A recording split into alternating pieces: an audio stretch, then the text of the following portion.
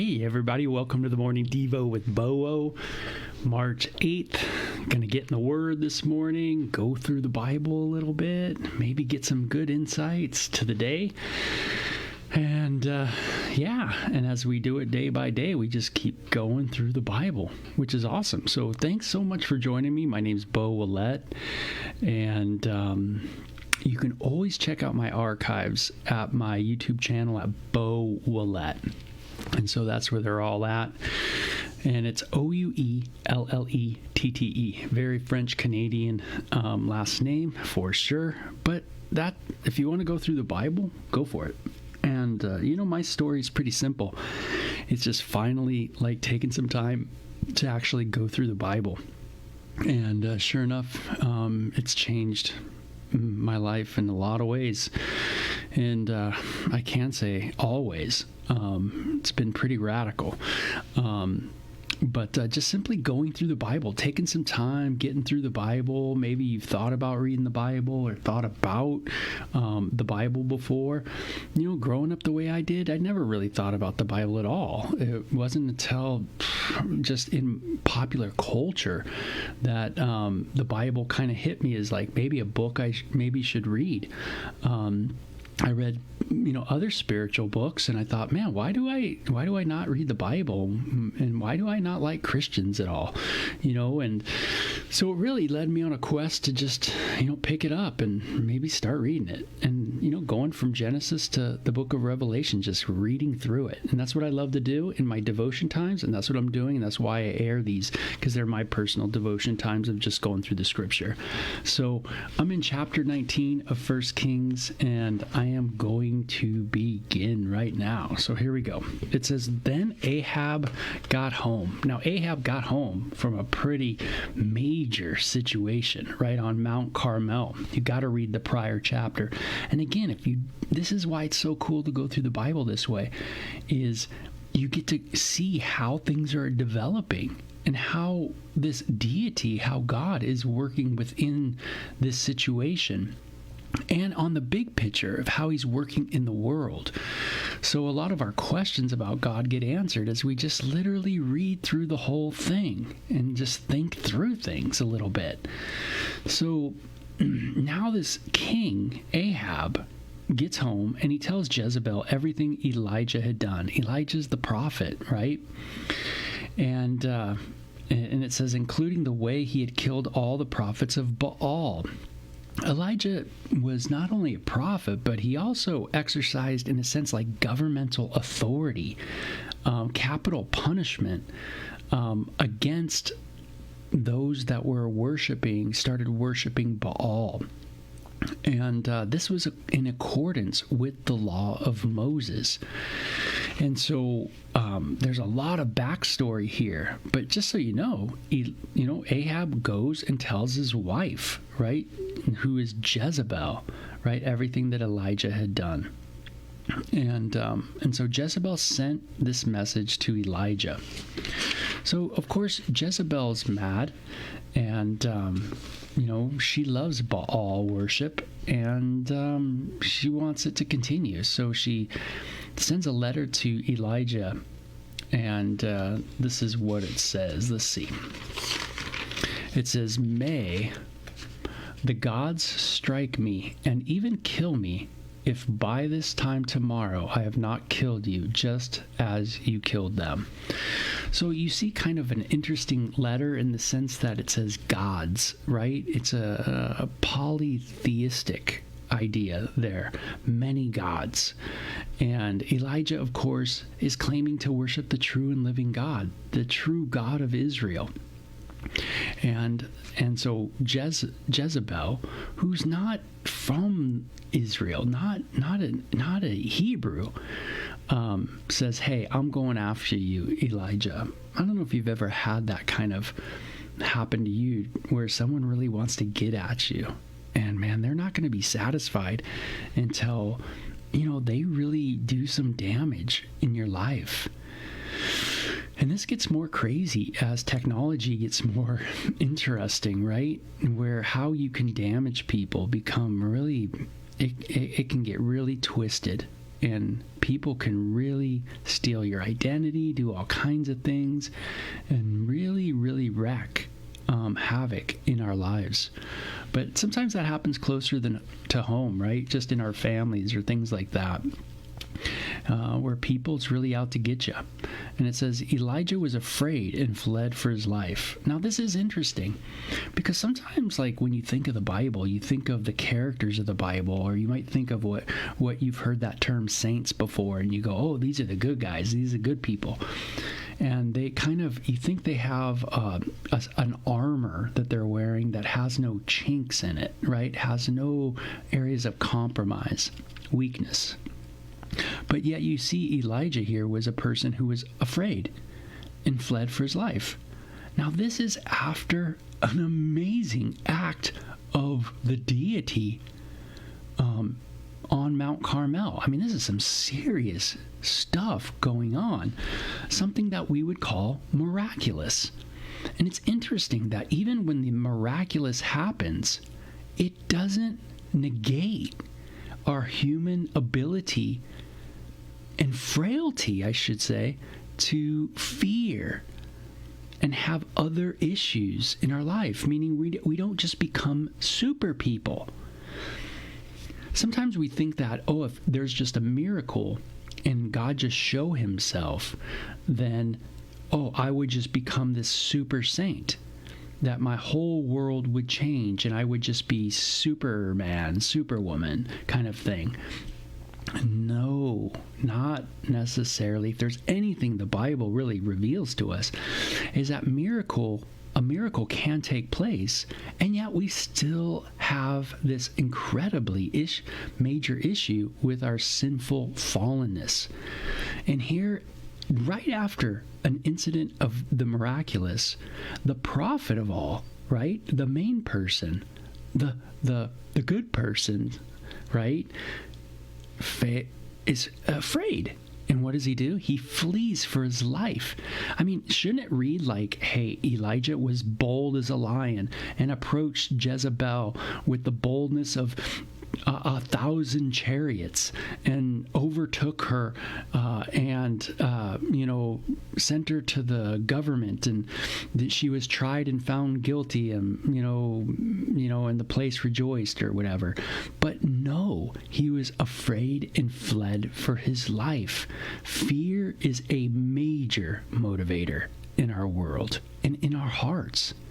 What motivates you to do what you do? Yeah, think about it. Write about it. Maybe you're going to find that it's fear. Yeah, that it's really fear. Afraid of what people might say, afraid of what people are going to think, afraid of this happening to that person. That's why I'm doing this. Afraid of that, afraid of this. You'll find that fear underlines many of the decisions that we make. And it says, he went to Beersheba, a town in Judah, and he left his servant there. Then he went on alone into the wilderness, traveling all day. He sat down under a solitary broom tree and prayed that he might die. I have had enough, Lord, he said. Take my life, for I am no better than my ancestors who have already died. Elijah sees his utter failure, utterly depressed, absolute melancholy, to the place of wanting just simply to die, wanting it to end. I mean, could you imagine this? This is the prophet speaking, Elijah of all people. Again, it's super intense, When you think of someone saying, hey, you know what? I just want to die. I just want to die. Have you ever had a loved one who's been really sick? I know I have. And they just say to you, I just want to die. And their body is decaying. And it's falling apart, right? That tent is just, it's not going to be able to hold their spirit much longer. We can sympathize with that, right? We can really sympathize. We can go, man, I can get that. Elijah, on the other hand, has an amazing miracle take place. His life now is on the line by Jezebel, the queen, if you will, and she's coming after him. And what does he do? He travels. He gets tired, of course. And as he's traveling and tired, he says, I'm done with this. I'm no better than anybody that's come before me. Man, I'm a wreck too. And I just want to die. I just want to be done with this. This is too much. Man, have you ever felt overwhelmed like that? Wow. Yeah, that is a tough feeling, right? Then he lay down and slept under the broom tree. Man, he needed some rest. Sometimes when we don't get the rest we need, we can become emotionally unstable, right? We need to get rest. It is so important. And he says, but as he was sleeping, an angel touched him and told him, get up and eat. And he looked around there, and besides his head was some bread baked on hot stones and a jar of water. So he ate and drank and lay down. Not only do we need to sleep, but we need to what? Nourish our bodies. We need to eat. You know, Elijah was spent, absolutely exhausted, without food, without water, without sleep. And you put any of us humans in that situation, and we become pretty squirrely quick. And the angel of the Lord came again and touched him and said, get up and eat some more. On the journey ahead will be or the journey ahead will be too much for you. Isn't that cool? So practical, right? It's like an angel nutritionist, right? Just saying, yo, hey, Elijah, it's time. You got to eat a little more, man. You got to get more nutrients in you. So he gets up and he does that. And they travel 40 days, 40 nights to Mount Sinai. Ooh, that's a famous place. And it says the mountain of God. And there he came to a cave where he spent the night. Interesting. I wonder if that was close to where Moses was. But the Lord said to him, what are you doing here, Elijah? He goes into a cave. Kind of like to hide, right? Remember, what's moving Elijah in his heart? Fear. That's right. But the Lord said to him, what are you doing here, Elijah? And he replied, I have zealously served the Lord Almighty, but my people of Israel have broken their covenant with you, torn down your altars, and killed every one of your prophets. I am the only one left, and now they are trying to kill me too. Now, fear sometimes brings us to a mental state where we're not seeing things very clearly, right? When we act out of fear a lot, and when we talk out of fear a lot, sometimes we exaggerate, right? We say more than really what's true. You know, we go beyond, what is the truth. And is this really true, Elijah? Are you really the only person? Why did you say that? What was the deal? Did you feel fearful, and then you felt maybe like God wasn't for you, or you're kind of all alone in this, and did you start kind of having a little bit of a pity party of like, I'm the only one who follows God. Where is the other people? I know what I need to do. I need to show everybody, that I'm really serving the Lord, but no one else is. No one else is, seeking the Lord, but I certainly am hardcore, and starting to get an interesting thing going on, right? And I'm the only one left. Oh yeah, you are the great saint. That's what you are. You are amazing. All the rest of us aren't that good, but you're really good, and this kind of idea. And where's that coming from? Is there a hint of pride in there? Where's that coming from in your life, in my life? That kind of idea that I'm the only one, that I got it all together, that no one else is, searching the deep things of the Lord, but I certainly am. Wow. We sin so regularly, it is unreal, that when we think we're not sinning, sometimes we are sinning the greatest. Unbelievable. Our depravity is that gnarly. We need saving entirely, utterly. We are lost, gone, lost. And the prophet shows it. Right? He is the good guy. He is the one in the right with God, yet he is the one who is just pity partying. I'm the only one that's got it together. Everybody else, don't you know what's going on, God?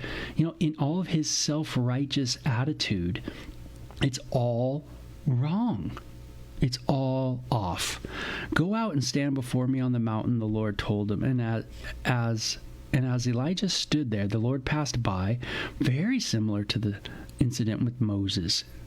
And it says, and a mighty windstorm hit the mountain. It was such a terrible blast that the rocks were torn loose. But the Lord was not in the wind. After the wind, there was an earthquake, and the Lord was not in the earthquake. And after the earthquake, there was a fire, but the Lord was not in the fire. And after the fire, there was a sound of a gentle whisper. When Elijah heard it, he wrapped his face in his cloak and went out and stood at the entrance of the cave. And a voice said, "What are you doing here?" You'd think it would say something cool, right? Elijah. Something kind of really spooky, cool. But it's not. It's just, hey, what are you doing here?